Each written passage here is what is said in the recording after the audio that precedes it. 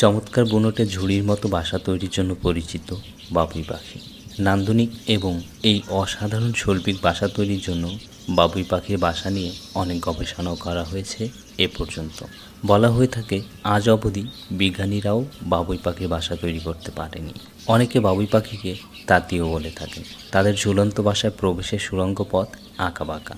পৃথিবীতে ১১৭ প্রজাতির বাবুই পাখি রয়েছে, যার ৩ প্রজাতির বাবুই পাখি বাংলাদেশে দেখতে পাওয়া যায়।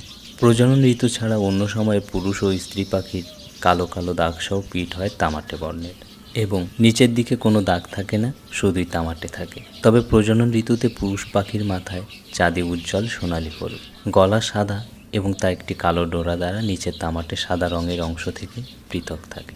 অন্য সময় স্ত্রী ও পুরুষ পাখির চাঁদি পিঠের পালকের মতোই বাদামি থাকে।